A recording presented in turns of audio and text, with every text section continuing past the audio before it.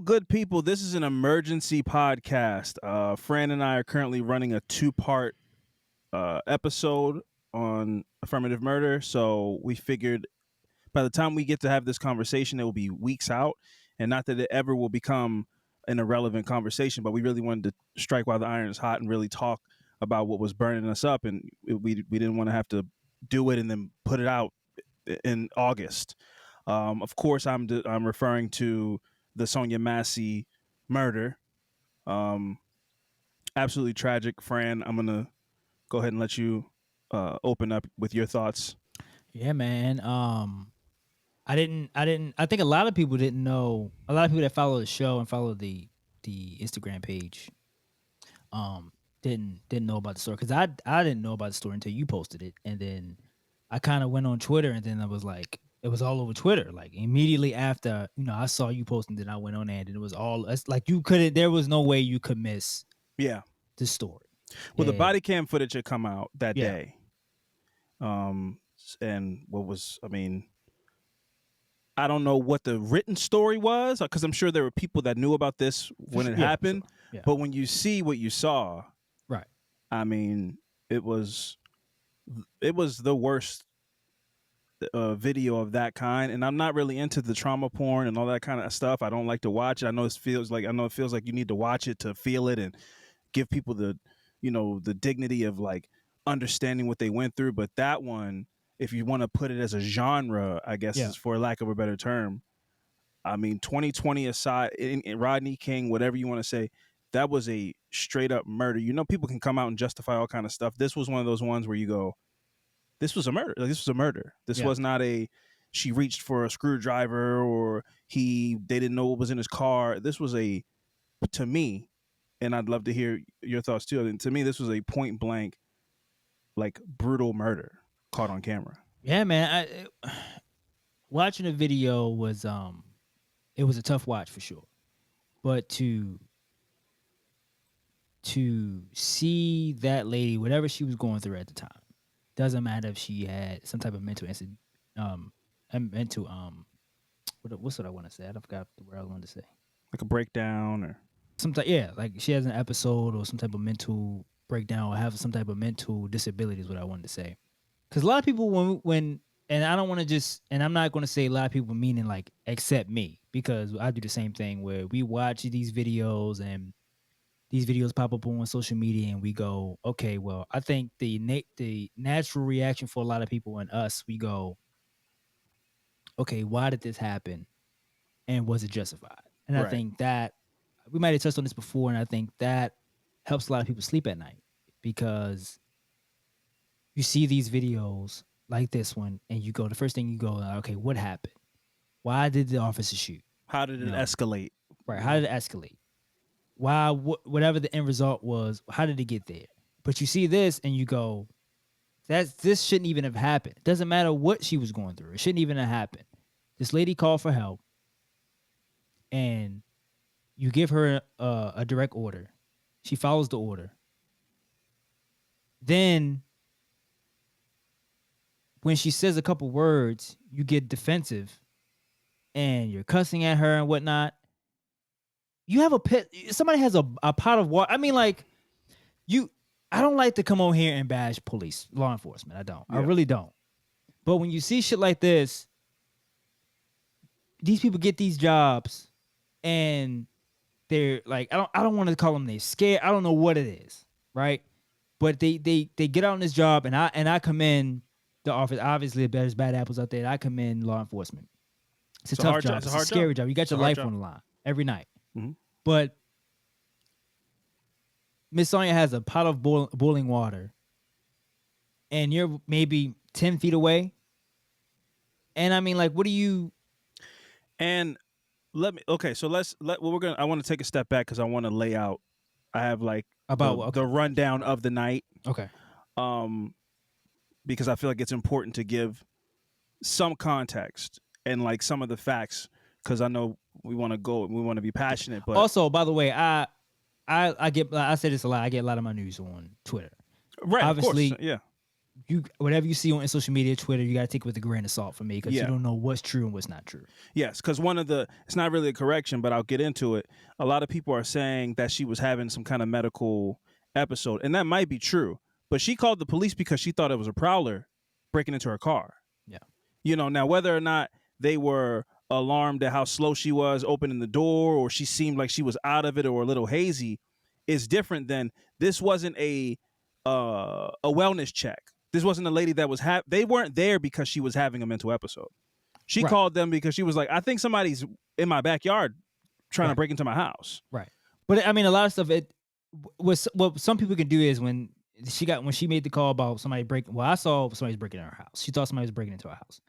But when you can, if outside of this story, any other story where you go, somebody goes like, oh, they called because they thought somebody was breaking in the house, and then they're a paranoid schizophrenic. You go, okay. I mean that kind of makes sense. It doesn't sound super far fetched. Like that's crazy. No, definitely. Yeah.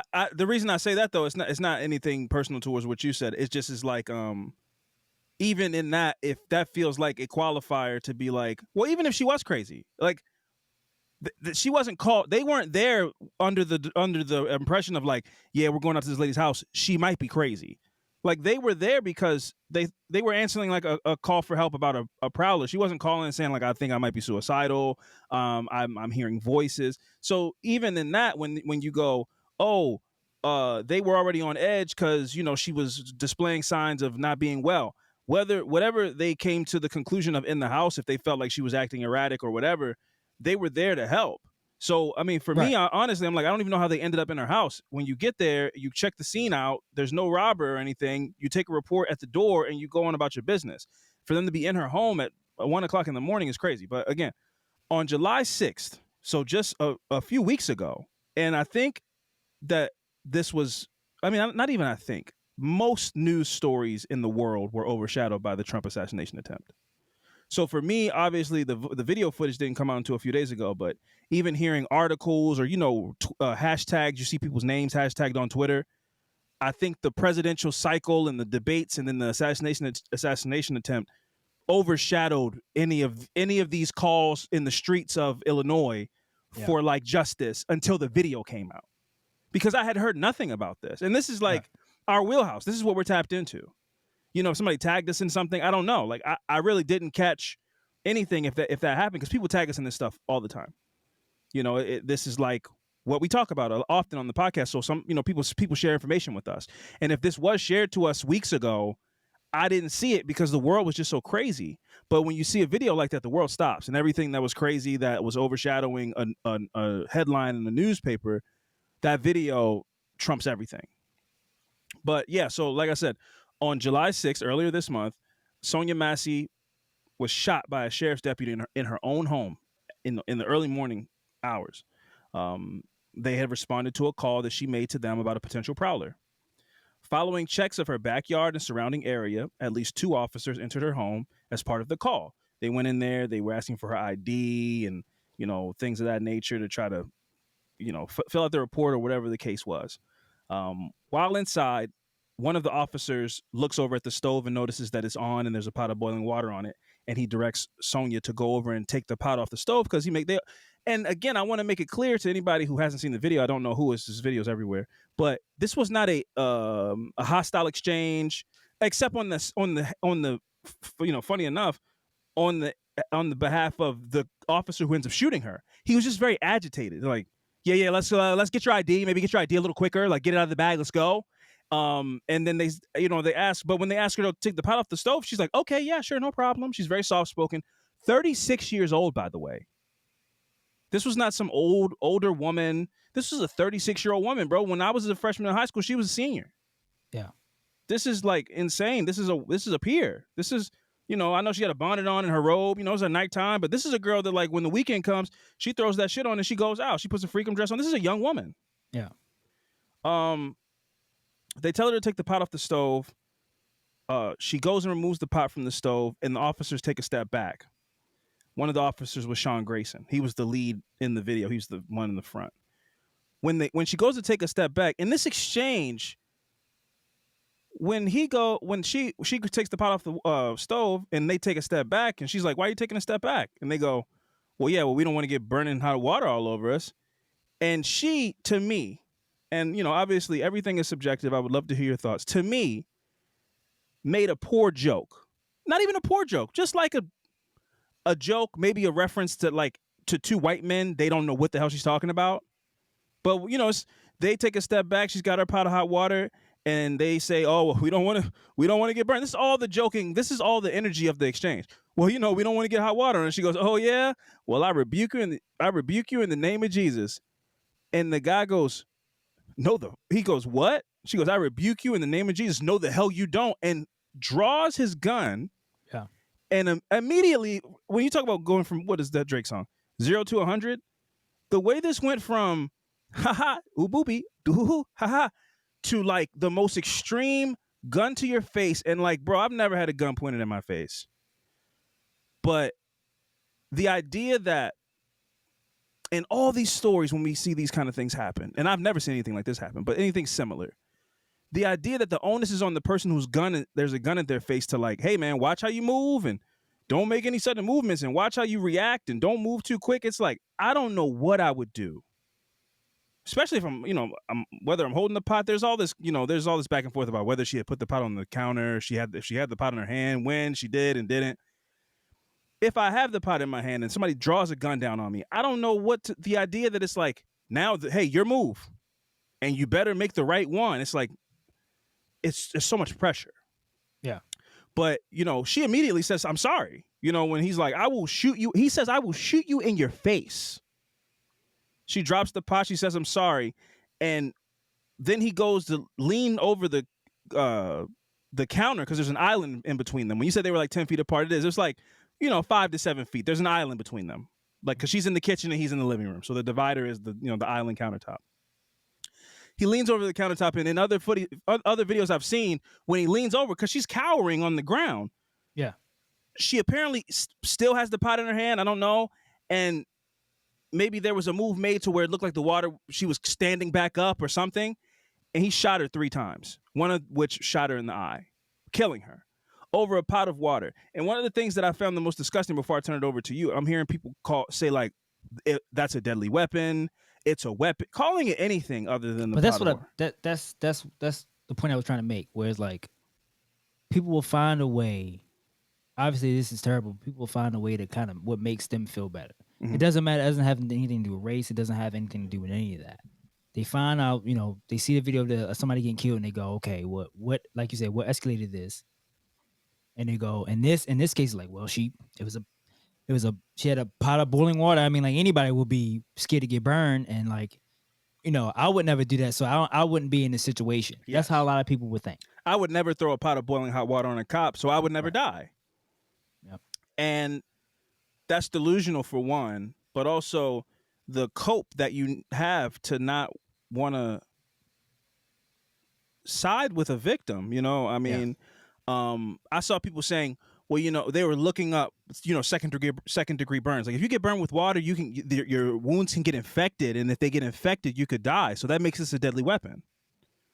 But we go into like extreme. That's what I mean. Like, it's a pot of hot water, bro. I wouldn't want a pot of hot water thrown on me either. But if I have a Batman gadget belt of tools in a woman's home at 12 o'clock in the morning, I have a bulletproof vest on and all these things, I think that I feel secure enough that even if I do feel whatever, let's say a threat scale goes from 1 to 10, I would say a pot of boiling hot water from a woman who's been pretty docile during the interaction and now she's just holding it, I would say the threat level to me is a 3. Now, obviously, there are people who could step in and say, do you not know what it's like to be a police officer? 1 minute somebody could be super calm and then go crazy. But it's like, yeah, well, if you do feel like that's a potential possibility, you could take 5 steps back and say, hey, man, why don't you go ahead and put that down? Or laugh off the rebuke. If you didn't get it, she didn't need to die because you didn't know what that meant. Yeah, that's what this was a cultural misunderstanding that led to this woman dying. Yeah. These 2 white dudes who aren't from this lady's neighborhood, don't know what the hell she's talking about. They were like, "Oh, she's crazy. She's losing her mind. She's talking about rebuke." Let's just finish it up because I don't want to get upset too early. But he shoots her, and his I think they both let off shots. There were 2 guys in the house, and the other officer, like in many I've seen videos of justified shootings and all this shootouts and stuff, and there's this level of adrenaline and panic that you hear set in after the storm has passed. And I could hear that in the partner or whatever's voice, where he's like, "Oh my God, let's go get a med kit." And the guy Sean Grayson, I don't think he shot. he might not have shot. I could be wrong, but they both had their guns drawn. Right. Sean Grayson goes, "Nah, it's a kill shot, dude. She's done. I mean, if you want to, you can go get your med kit if you want, but she's dead, bro." Like he's doing all these weird chuckles, like she's done. I mean, you can go try if you want, I guess, but nah, she's done so. And the callousness of that. That's the word I was going to use too. Yeah. It was really chilling. You know what it felt like? And again, I'm not trying to throw other people under the bus, but this guy was ex-military. It felt like we were watching something we weren't supposed to be seeing in like Palestine or Syria or something where they're killing insurgents. Like, but they're technically civilians. Like, it looked like military occupancy in somebody's home, and you're watching some kind of snuff film of like psychotic military presence, and they're just shooting people with impunity. That's what it felt like to watch somebody get murdered in their home like that. It felt like it didn't feel like body cam footage. It felt like we were watching like an act of terror, like a war crime. It felt like I was watching a war crime. He goes outside and is just taking a sweet time. He doesn't, he comes back.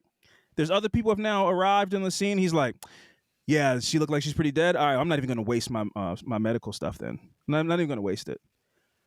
And then there's another poignant scene when he walks, they start to more backup comes because there's a officer related shooting.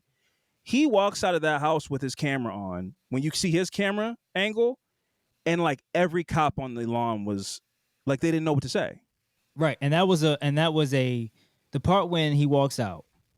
You ever been like with your friends or your cousins or something, and then like you guys do something, break a lamp or something like that, but you are the main culprit of the whole thing? Yeah. And then you get in all the trouble, and then everybody else is like, nobody wants to say anything. Yeah. Because like they know you did it, but it's like you did this. But we don't want to tell, and we know you're gonna get in trouble, but it's like everybody's mouth is shut and everybody just staring. Like, who broke the lamp? Everybody's like, "Well, I didn't." Yeah. But this like eyes going over like, right. I didn't break the lamp.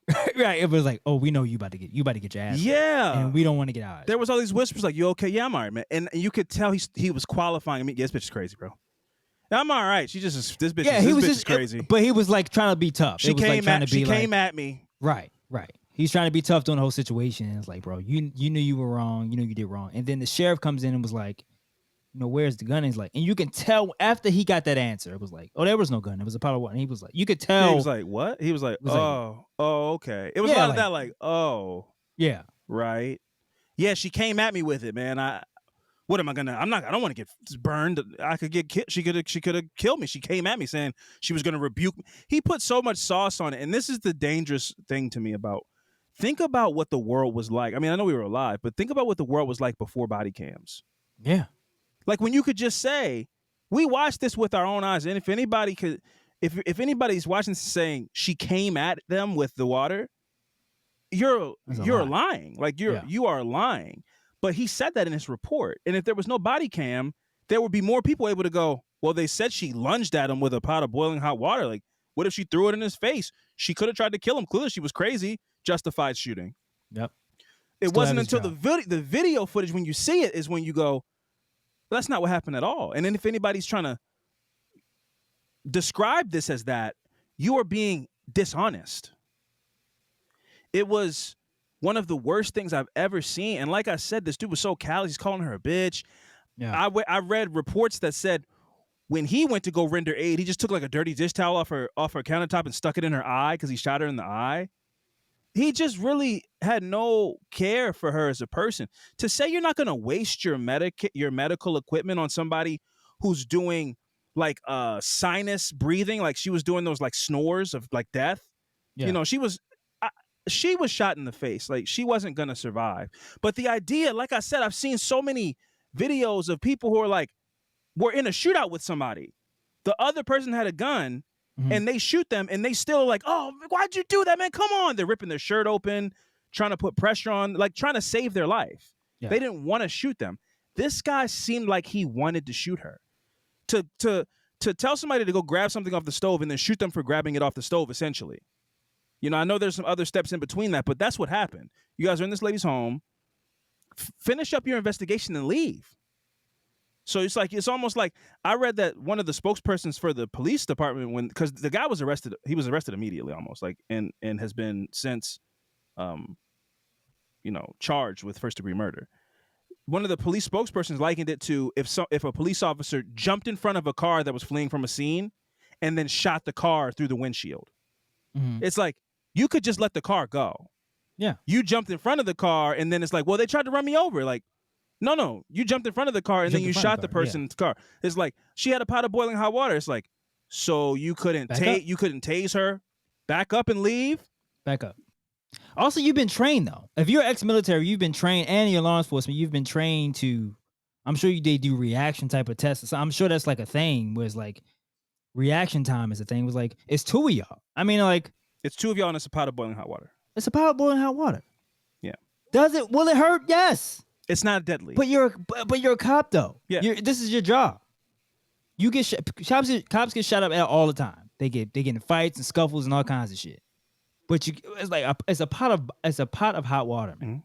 I mean, like, she wasn't like she was a slim lady. Yes. She wasn't like some type of dude that's a bodybuilder where she can toss that boiling hot water 15 feet. He should have been able to telegraph if that lady was gonna put her shoulders into throwing this pot of water at you. But also, I just want to make that clear again. If you watch this video, the way this interaction went from 0 to 100, there was no yelling. There was no, y'all better get out of here before I throw this pot of hot water on y'all. There was no implication that she was going to do anything other than take it off of the stove. Like, there was nothing except him going, again, I rebuke you in the name of Jesus. Black people have this, this history of, trying to make light in dark situations. She thinks there's a prowler outside. She's got this steaming hot pot of water. She must be religious in some kind of way, and she made a bad joke, or maybe it was a good joke. I don't know. Like, I don't know. Like, maybe she was having a mental. I don't know. It doesn't matter. My point is, the onus should be on the person with the gun in that situation to step back, de-escalate, and calm things down, temper the situation down a bit. And she wasn't a threat. She wasn't a threat. She called them. She complied and went and took the pot of boiling hot water off of the stove. There was no implication that she was not complying or cooperating with them in any way. The only thing that I saw was the issue, like I said, with Sean Grayson. It seemed like she couldn't find her license, and she was saying something about, I want to show you guys my paperwork. So I could understand if you want to label her as erratic, but dangerous would be the furthest thing I would. This was not a dangerous interaction, and it didn't warrant what happened. I don't think it warranted anything other than a person who's trained to de-escalate, which seems to be a word we use a lot, and we're not seeing it a lot. A person who's trained to de-escalate should have just been like, okay, well, let's go ahead and put that down, and come back over here. Let's find this license. I didn't even see an effort of that. I didn't even see an effort of de-escalation. Yeah. I rebuke you in the name of Jesus. What'd you say? I said, I rebuke you in the name of Jesus. No, the hell you don't. I will shoot you in the face. It's like, what the? And I think the reason he was charged with first-degree murder is that he said he was going to shoot her in the face, and then he shot her in the face. Yeah. I think that's important to know. Like, he didn't shoot her in the chest or in the leg, or he didn't use a taser or anything like that. He said, I'm going to shoot you in the face, and then he shot her in the face. Shot her multiple times. He didn't shoot her just once. Yes. Shot her 3 times. Yeah, I mean, like I said, she wasn't a threat. He shot her 3 times. I mean, I don't know. It was violent. It was uncalled for. It shouldn't even have happened. But my concern is, this happens. We've seen this movie before. This happens every couple of months. And then we get on here, and other podcasts get on, and then we talk, and then we, make content about this, and we send out to our listeners and whatnot. And I'm not trying to like throw dirt on anybody, but I mean, like, when we do this, what is the cause and what is the outcome of like us coming on here and talk about it? Because what happens is, this happens, a couple weeks gonna go by, and we're gonna forget about it, and we're gonna move on, and then the next one happens. And then what? We come on here and talk about it again, and then the next one happens. Freddie Gray's situation happens. I don't see his name anymore. Botham Jean's situation happens. I don't hear about his name anymore. Breonna Taylor's situation happens. Nobody talks about that anymore. And then this happens. We come on here and talk about it. I mean, like at some point, what are we? When is it when we all going to come together and kind of like, okay, we need to unite and kind of do something?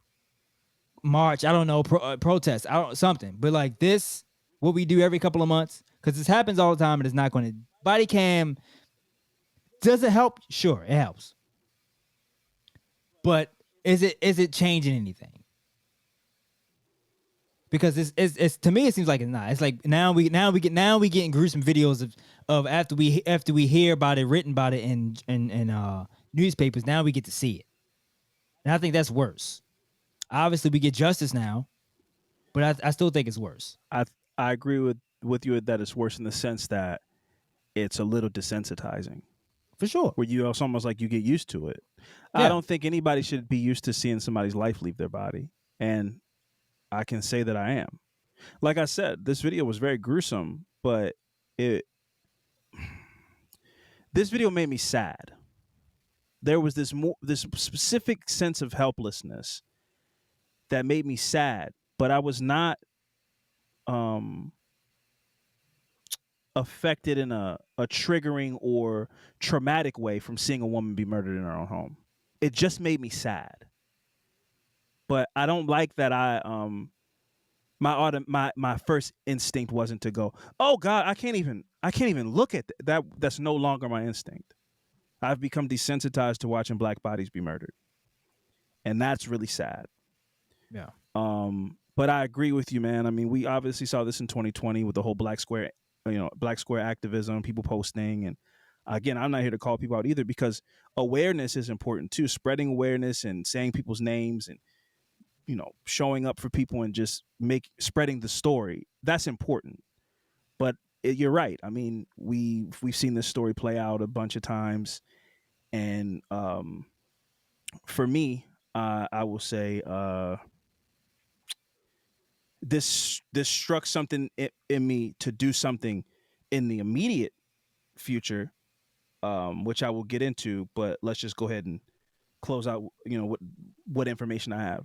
So I just want to say that Sonya's family said that she was a ball of energy and a loving person. She was a mother of 2 kids, one of which spoke at a news conference. I think he's like 18 or 20 years old or something like that. Having to speak about your mom in this way after seeing a video like that come out, I can only imagine. They said that she was one who was known to help out all the people around her. And they also noted that this part was really fucked up, that initially they told the family that the shooting they didn't say that the shooting was committed by an officer. And they kind of alluded to it was done by somebody else, or that it might have been a suicide. Yeah, I saw that too. So they weren't even upfront and honest about what had happened. Sean Grayson has worked in 6 different law enforcement agencies in the last 4 years and has been charged twice with drunk driving. And he also had been discharged from the military due to misconduct. So when you talk about red flags, and I remember when I watched Spotlight, it was a movie about Catholic priests. And when they lay it out in the movie, the fact that there were priests who were molesting children, and then the Catholic archdiocese or whoever was in charge would just take that priest and move him to a different church. Yeah. There was something so disturbing about that, because it spoke to a system. We're saying, hey, listen, man, we need good priests. So if they preach a good word, we're not going to get rid of them. Like they're on the team. We'll just move them somewhere else. They can go priest in another city. The idea that this guy's been moved around 6 times in 4 years tells me he is erratic enough that other departments were like, we're going to move you somewhere else. Like whatever, there was an incident, you were rough with somebody during an arrest, and that looks like it's going to bubble over. Potentially they might sue or something. So let's just get you out of sight. We're going to get you out of this county. We're going to move you somewhere else. As opposed to saying 6 times in 4 years, man, maybe you're not suited for this. Then the DUIs, you got 2 DUIs, 6 moves, and you were discharged from the military. So I guess people like to. I'm sure people go, if you were in the military, that's great. That means being a police officer is almost suited. It's like a great, second career for you. Like you Right, have all the transition, training yeah. that we need you to have, Right. but you should take in the mental aspect when doing that, because I mean, I can't speak for. I'm sure that we have people that are in the military listen to this podcast. Anybody who's seen active combat or just that life of being in the military, I would say they probably could attest to the possibility of people being desensitized to violence. Yeah. And I think police officers should be trained to handle tense situations. But when you see somebody who's like, "Oh, I have no problem taking a life," that is absolutely terrifying on American soil. For sure. Like It sounds like job security to me in law enforcement, because if you can just do something wrong and then just get shipped to another station or county or whatever district, it's like what do you, unless you got to do something crazy like this for you to get fired? this is the step too far. Yeah. I mean, Shooting somebody in the face in it sounds cold blood. like right. It sounds like job security. And it sounds like desperation in law enforcement. Because we don't want to let go. We can't just be letting people go. We can't be letting people go because we need people. Yeah. So it's like, all right, well, we just give them a longer leash to be, hey man, give them a slap on the hand, and like, we just gonna move you somewhere else. Give you a fresh start. That's really fucking sad and scary. Scary, like scary is a word that to me, because obviously we can make the parallels to her being a black woman, her being a black person, and all the conversations that have been had over the years.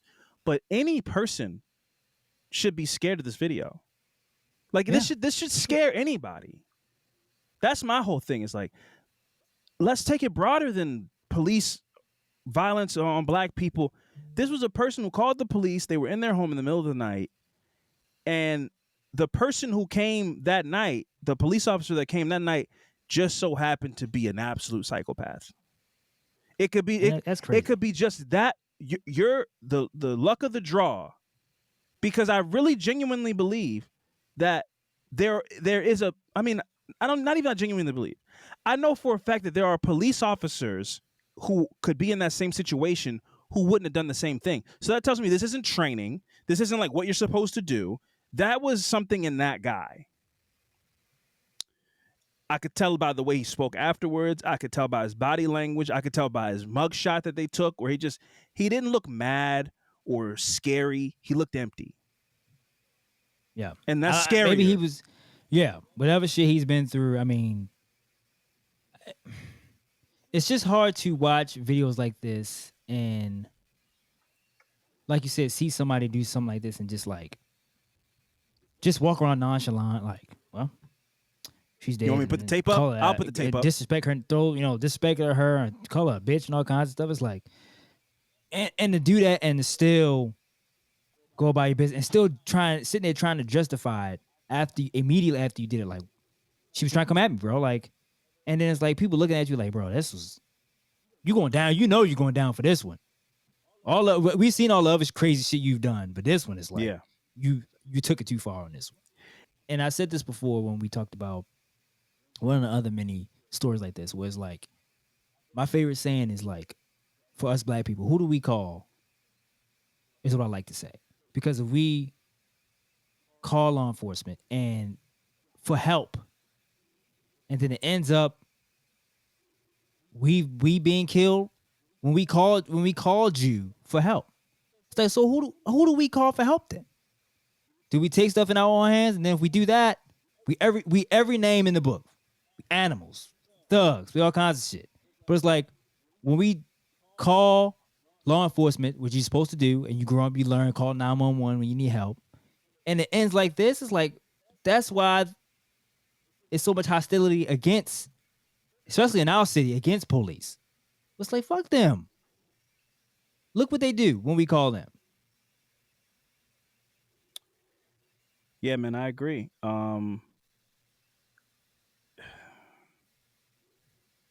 It is really disheartening to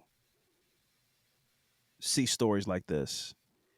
And when I spoke about my what we can, well, not we, I can only speak for myself, what I can do in the immediate future. after seeing a story like this. We had a discussion in this week's episode. As I told people, we talked about the Trump assassination right before Joe Biden dropped out of the election. The presumed candidate for the Democratic Party will be Kamala Harris. I was pretty politically disengaged in that conversation. I was saying, like, hey man, I don't know, like this whole evil, what is it? Got to pick between the lesser of two evils. I don't know if that's going to work on me this go around. I just don't really feel engaged. What I'm going to do in the immediate future is use my voice and educate myself on a candidate who is not directly implying that they are looking to give police officers blanket immunity. So that is one of Donald Trump's campaign promises. He has alluded to the idea that he wants to give police officers blanket immunity from prosecution and from lawsuits that could hurt their pockets and all these things, which already is kind of a false promise, because under the doctrine of qualified immunity, police are protected unless courts find that they have committed a clearly established constitutional violation, like what we saw in the Sean Grayson video. Sean Grayson, no matter what things you put in place, most likely would be arrested for the crimes that he's arrested for. But the idea that there's a president or there's somebody running who wants to make videos like this more gray, where you go, well, listen, I know this looks bad, but he's a police officer. There might be some protections here that at least allow him to maybe walk away just fired. If there's anybody looking to make it harder to watch something like this and go, hey man, yeah, this is a cut and dry, this person's going to spend the rest of their life in prison, I want somebody in the White House who is not a holder of those values. So I feel like in the near future, as opposed to just saying, hey man, rest in peace, Sonya Massey, right? Anybody who's running for president who has a plan for some form of police reform, some form of police accountability, some form of protections to make things like this not happen, that's who I'm going to put my education behind, my resources behind, and my vote behind. This engaged me in a way, again, because of what's coming from the opposite end. I'm not necessarily fired up about voting for somebody, but I know that I watched a video like this. I think that this guy being convicted immediately was the right move, but it also scared me to think that somebody could have the traumas and all the fucked up shit in their background that Sean Grayson did and continue to be a police officer and then be moved around and protected until they do the worst thing. Mm-hmm. And so I can't sit back and not do whatever I can to try to stop somebody like that from becoming president. So that is my promise to myself and to Sonya Massey. That's what I'm going to do to try to make this not for nothing. Because at the end of the day, she was killed for nothing, but people can do something to make it mean something positive. Yeah. Obviously Sonya Massey's not going to be the last. We can't make false promises like that and be glib and foolish enough to be like, well, yeah, make her the last one. It's not going to happen. Police violence is kind of just part of American society, much like mass shootings, much like a lot of other things. But if we can take something away as far as wanting change, because it's one thing to just, like you're saying, go, man, this is fucked up, man. RIP. This is crazy, man. It's just going to happen again in a couple of months. If I can feel like something was motivated in me to try to push for a change or demand a change, not just, the marches and the signs and the hashtags, legislation, something on the books that says, hey, if you do this, you're going to be held accountable. Your pockets are going to be hit directly as a police officer. Something. I don't know what, but something. That's my whole thing is for me, I'd rather like a we can talk about the effectiveness of laws as opposed to no law at all. So every 2 weeks, somebody either goes into a public space and shoots a bunch of people in this country, and we always go, thoughts and prayers. And I would rather an ineffective law get proposed and passed than just the tweets and the discussions, and then we move on. Yeah. Whether it's like, hey, psychiatric evaluations or whatever the case is, we'll put something in, and then people in 6 months go, hey, man, that's not really changing the numbers. It's like, okay, but hey, all right, well, let's tweak this, or let's try something else or something, as opposed to doing nothing.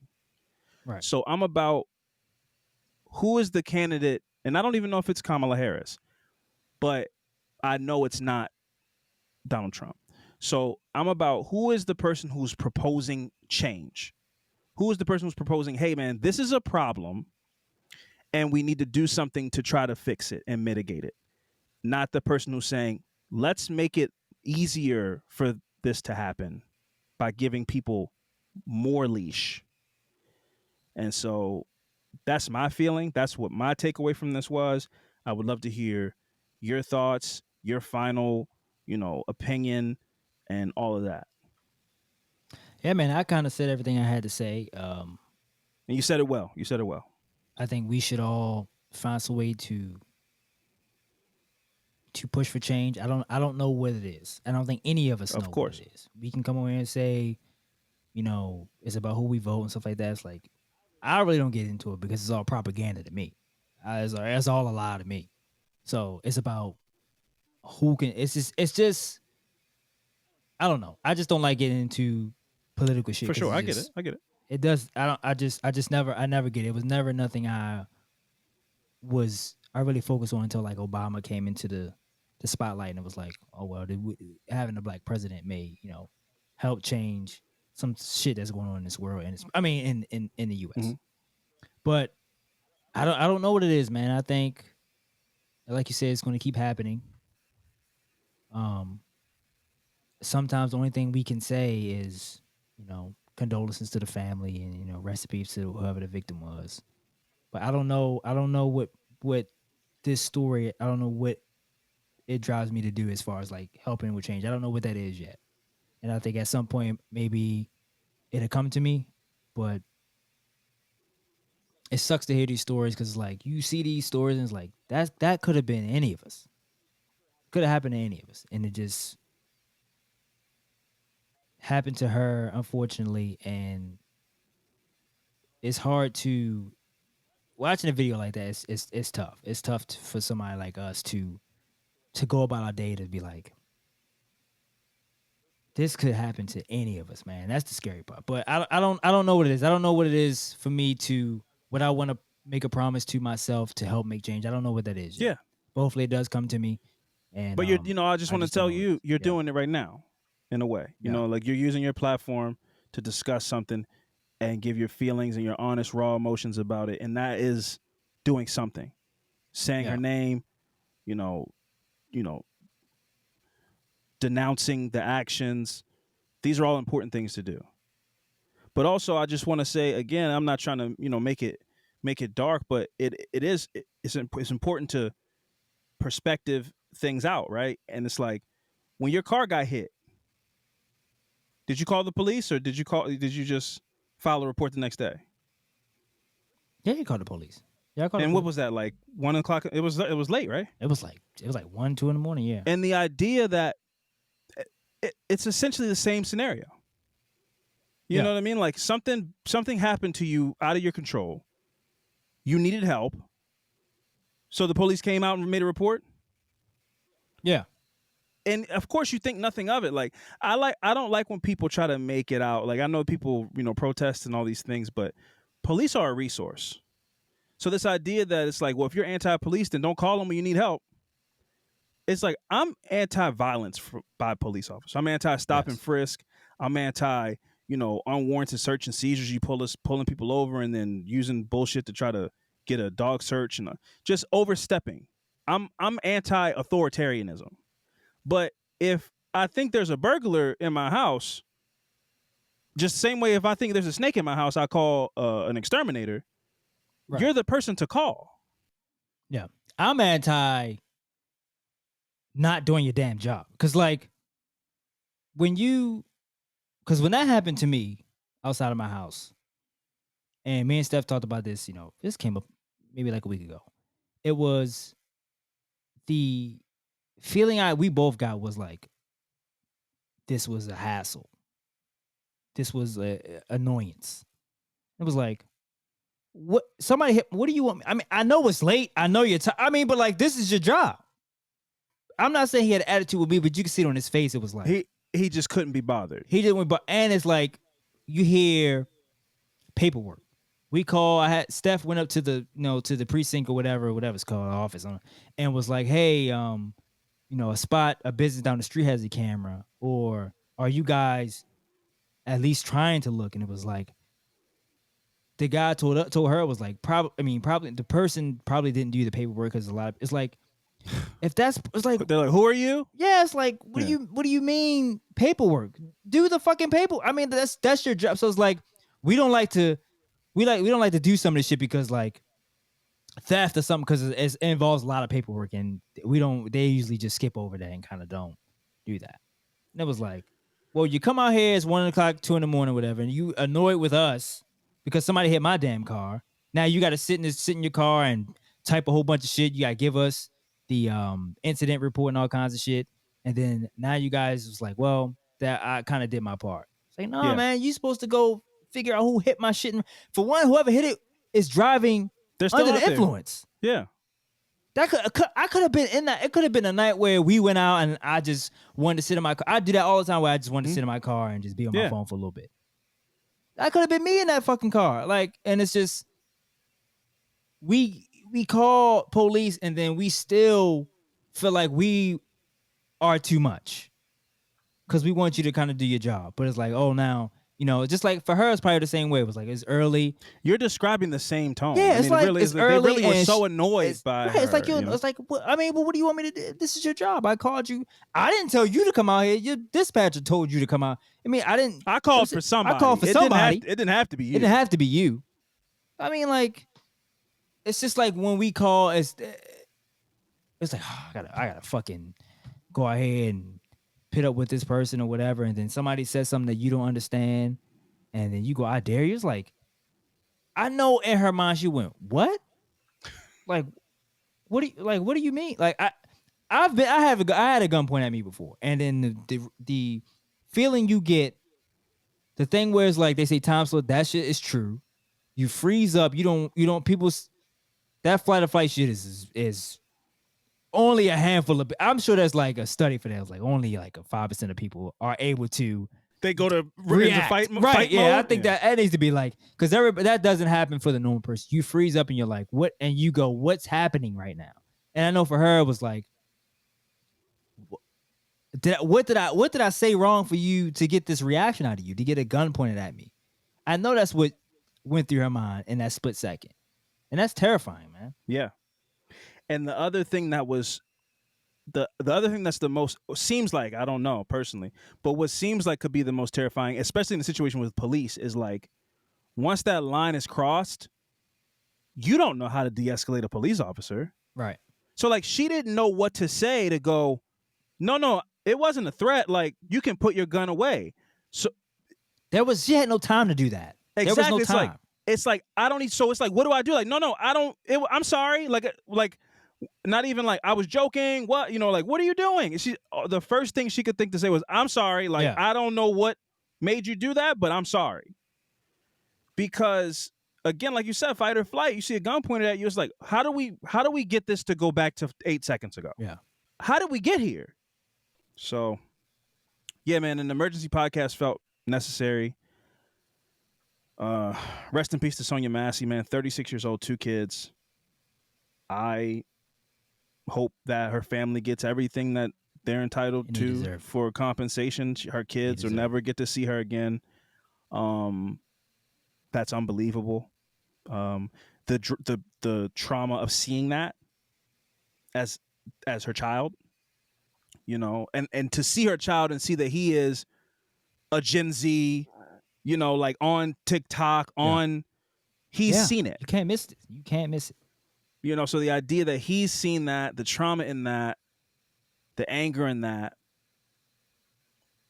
and to know that this dude then went outside and disrespected your mother further and just like was formulating Yeah. a way to make this not his fault immediately. After you killed this woman, you calling her a crazy bitch and all this kind, and it was so nasty, man. It was just, and then, but what I hate is I don't care if he was a racist or what.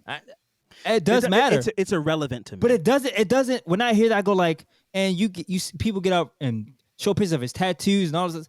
That shit doesn't. I don't care about that. This was just a dangerous. It's This scary. is a This maniac. person. Yeah. Yes. This is a crazy person. He's so much beyond racist. Like Yes. he's like a psychopath. He's like a serial killer. There's no way he hasn't done something like this before with a badge on. By looking at the other guy's body, you could tell he's very intimidating. He walks around with like, I'm this big 6 foot whatever dude who about 200 and about 40, 50, 60 pounds and has tattoos. So he intimidates a lot of people. And I'm sure it did it to her. Of But course. he walks around with that. Mhm. And he has a gun on his hip. Oh, you couldn't tell this guy nothing. He's already crazy. Then he walks around as that huge figure with the badge and a gun. Oh, and impunity. yeah. If I do something to you, what? They're gonna just move me to another precinct. That's a dangerous person. Somebody who not only is physically dangerous, mentally dangerous, but also believes that they're untouchable. Because they've seen in 6 different occasions, oh yeah, when I can get away with anything. I slammed this kid's face on the car, they just sent me somewhere else. Yep. I grabbed this woman inappropriate. I did a frisk without, they're supposed to do women. I'm not saying he did this, but I'm just saying 6 things happened. I frisked a woman. I wasn't supposed to do that. They moved me to another precinct. Whatever the things that he did it 6 times. It's like, yeah, man. Hey, this lady had hot water. I'm going to shoot her in the face. And I'm going to say I felt threatened. And then just going to move me to another precinct. Man. Yeah. And you can tell by the way people was looking at him when he walked out. It's like nobody was going to say anything. Nobody was going to test him. Nobody was going to try him. He was such a huge guy that nobody was going to. And everybody knew like that dude. What's his name? Sean? What's his name? Sean Grayson. Sean? Oh, no. Is that Grayson? He's crazy. The way that people had the energy, it seemed like while they were riding there, and the dispatch call went out, they were like, "Yeah, it's Grace," and they were like, "Oh well, yeah, not surprising." That sounds on par. Mm-hmm. And last thing I'll say is like, if he is racist and all of his victims are black people, that matters. I get, it does matter. Obviously, I know we said like it doesn't matter. I don't care if he's racist. Obviously, that matters. Right. But he's just dangerous. Yeah. But we can't always go like. Yeah, he did it because she's black. It's like, no, he did this because he's crazy. He did this because he's a psychopath. I'm not saying that if it was an old white man or an old white woman, he wouldn't have done it or would have done it. I don't know. But like, I don't think he saw like an opportunity to kill a black woman to kill a black woman. I think he just was like an insane person and saw an opportunity to kill a person who he felt was threatening him because he wasn't scared. He was offended. Yeah. He was offended that it's like, what the fuck did you say to me? I said, put the fucking water down or I'm going to shoot you in the face and you're not doing it quick enough. He's lived a life where people, when he says jump, they fucking immediately jump 8 feet in the air, move out of the way. They cower. They do what he says because he leads with force and intimidation. Yeah. And when this woman had the nerve to make whatever joke or say whatever she said to him, it's like, what the fuck? What the fuck does that even? What the fuck did you say to me? You rebuke me? That sounds like a threat. I will blow you away. And he proceeded to do that. So, yeah, he's a disgusting person. He was charged with first-degree murder. I hope he spends the rest of his life in prison. The levels of alcoholism, this guy got 2 DUIs. The level of alcoholism and domestic violence in police officers is through the roof. Yeah. So clearly it's a stressful job. It's a traumatic job. And sometimes people burn out. Sometimes people aren't qualified, aren't cut of the cloth, whatever the case may be. And those people needed to be weeded out. Yeah. I would love to know what was the call over the radio. For the sheriff to come in and go, all right, where's the gun? I would love to know what was told. Right. Over the radio for him to come and ask that question. Because he was like, the sheriff was like, he was confused. Like, I don't know what happened. Yeah, he's like, okay, so she pulled a gun out after calling us to ask for help about a burglary. Like, no, there's no guns. Like, what? Yeah. Yeah, it was a pot of hot water. Look, you see all this water right here? Yeah, that almost got me. Like, you see how it's by my boots, right? It almost got on my boots. It's like, right. Yeah. Yeah, that was the tone of the whole thing was like, Right. Okay. Hmm. So the idea that there's people on the internet being like, "Hey, man, I feel like he did what he had to do." When the police that's on the nuts. scene were speechless and Everybody was they was all just standing there like, what just happened? yeah, Did this just happen? This really just happened. Everybody was froze. yeah. If nobody seen that part, go look at that. Skip the video, and go to the end or something, because everybody needs to see that. Because everybody was froze. They was like, "What just fucking happened?" And this dude's walking around trying to justify what See, happened. I got some caution tape in my car. You want me to take the scene off? Yeah, it's cool, man. This bitch is crazy. Yeah. I'm good. I'm all good. Yeah, man, I'm all good. Just, fucking tired. Fucking out here, dumb bitch. I was like, wow. Nobody knew what to do. Everybody was just like, "What's going on here?" Yeah, man. Wow. So yeah, man. Rest in peace to Sonya Massey. This has been an emergency podcast. Would love to hear people's thoughts. We got to do better. Be better. Be more. Yeah, man. Catch you guys on the next one.